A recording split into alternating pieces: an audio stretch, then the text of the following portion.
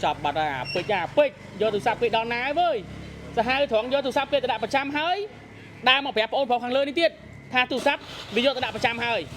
ở vậy đây sòng khán từ tia vĩnh đăng tại mai bài hơi cho lấy miếng ấy làm nhau tới mai ấy ha dàn má mới làm nhau mai đi mới thà từ đó tia ấy xua nhóm ta tôi sạp đây nè thà cái vô bà đấy còn vay nhóm ấy rồi nhưng mình chẳng ai bạt chẳng tê chẳng làm nhau tới một đai ở phục này khơi ta mà dạ ca sai ní nè bởi sân chia ban khơi hơi hay tôi hay con phong thì phù lấy từ sạp để con pra nắng từ ban cái thưa si bạt hơi màu bánh nhóm xua tha tôi sạp nhau này nè rồi tha giờ tập chạm vào đây ô vô từ sạp bọn anh từ trăm hơi mà phép bọn anh mới tiết tha từ sạp để vô tiền anh tới nó vô từ trăm bạt hơi lục bấy tha thưa si kia cũng nên là khay món đấy miền bịa bịa em làm nhà tại đó du bờ vây khay món đó này thà ơi bây giờ tích tư hai bây giờ là bịa tích nhá qua là bịa kịch chứ nè năng về thưa si tụ sạp nhom hai cho lấy miền ấy làm nhà tới mai ấy ha dàn má mới làm nhà mai đi mới thà từ đó té ấy xua nhóm ta tôi sạp đây nè thà cái vô bà đấy còn vay nhóm ấy rồi nhưng mình chẳng ai bạt chẳng tê lọc thưa si này to thưa si tụ sạp đặc bay pro muối độ ban phân hỏi chiều nơi đây là buông bao con này nhá hơi thì sao chẳng mấy bạn bao mà to này nhau mà cường nhá vì do nhung tự đây nơi nhiệt ta một thẻ vì nó đây nơi đây mày nhập tới nhung tự ta khné vì tới nhung đây tới việc xây tụ sạp nhưng mà pe xây hái bây giờ tự bạc xây tụ sạp đang mà tàu đang rồi chẳng do tao mà chốt mà chả này steel khay màu đấy ở đây nhung tụ mô ban lực TP đó chắc bạn ha steel lực TP nơi khay màu nữa con on chúng po chụp chơi bị say steel khay màu nữa con ôn bọn anh miên hướng ấy đam bay ai bong chui sai chun ôn này ngày này miền sông pa ta miền cây vô tôi sạp nhom này cái vô tôi sạp này apec hay score kia du nào ẩn score ban mà nghe score kia ban mà nghe chỉ hoặc tới banประมาณ máu não nè ban pì máu nó pe để cái vô tôi sạp này những cái phở bị sao mà vậy cái luôn luôn dạng mấy ban tôi sạp từ đâu đây kì ta chơi tay ta mất phe ơi bây giờ ta đã lên nó vọt vào tôm thấy em tha đợi chơi tí ở đại score ngày anh phong đừng mau bị nè ta bong chơi ta một play ta bong mình giờ từ nè rồi giờ lấy cột chơi ấy cột giờ từ bạt chơi giờ từ bạt rồi bà giờ từ chạm bà đây tin tăng được chơi là một đông na do tranh phim một đông na từ nơi khai mò bù được xa khai mòn một xa khai mòn món à bàไอ้สกอร์นี้บ้านหัวเต้ประมาณเมาส์เอาจุดซับเล็กใส่ ปีเมาส์ปีเมาส์เอาจุดซับเล็กใส่บัตรเลยเล็กใส่ให้ยังไม่เปลี่ยนใช้ไอ้ยอเตอร์ประจไม่ดังทักเกยอเตอร์ประจำta kì tao ấy kì thà màu bánh nhom xua tha tôi sạp nhau này nè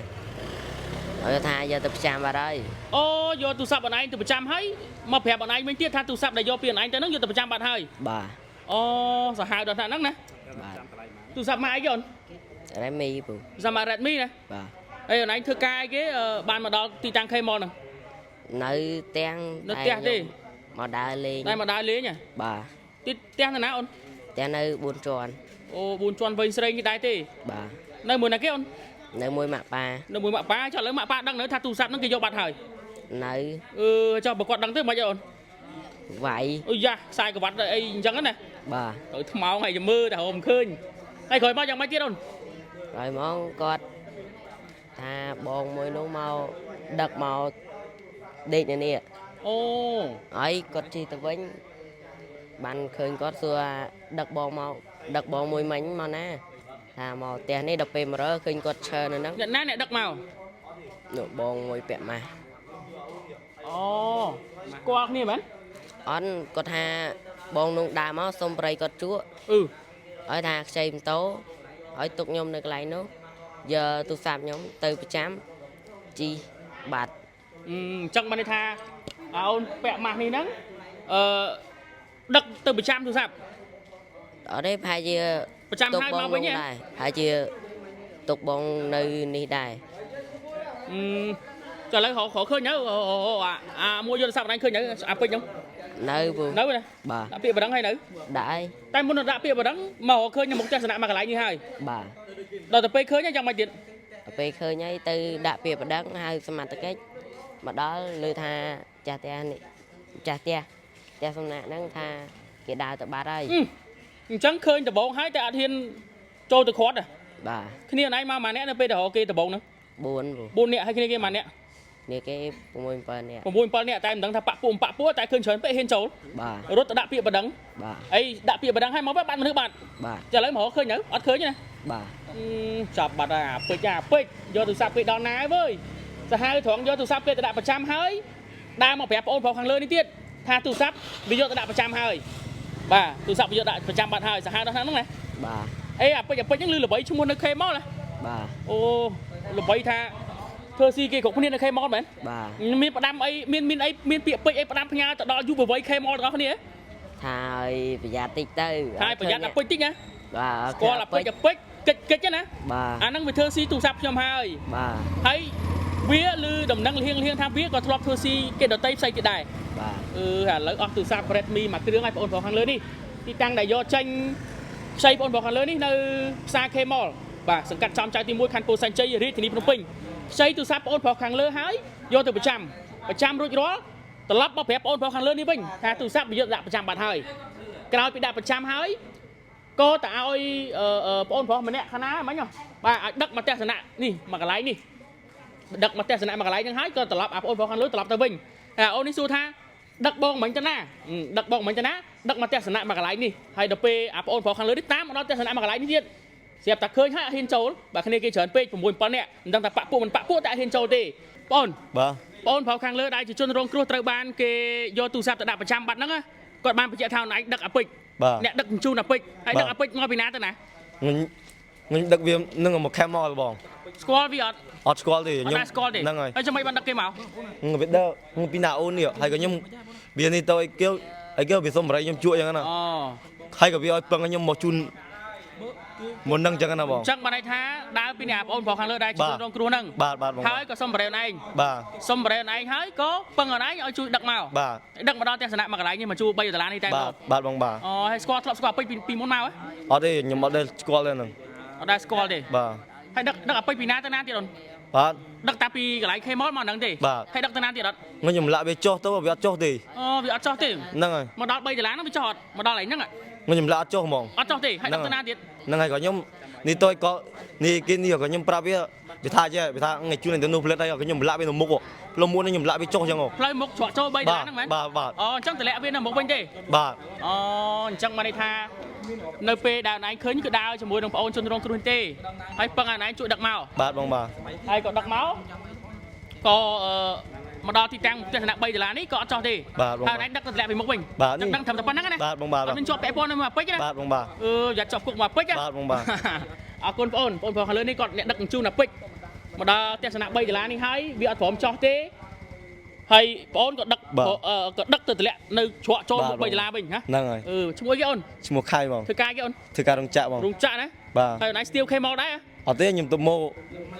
បានលើកទី2ទៅ អូអញ្ចឹងបានថាស្ទៀវលើកទី បាទ 2នៅ K-Mall ណា បាទ អូអរគុណបងអូនជូនពរជោគជ័យវិស័យស្ទៀវ K-Mall ណា បាទបងបាទ អរគុណបងប្អូនខាងលើក៏អ្នកដឹកជញ្ជូនអាពេជ្រតាំងពី K-Mall មកដល់ច្រក3ដុល្លារនេះហើយបាត់ខ្លួនអាពេជ្រមុខច្រកចូលទស្សនៈ3ដុល្លារមកជួននេះសិតតែទស្សនៈ3ដុល្លារបងប្អូនយើងបាទអាពេជ្រយកទូរស័ព្ទគេទៅដាក់ប្រចាំហើយមកប្រាប់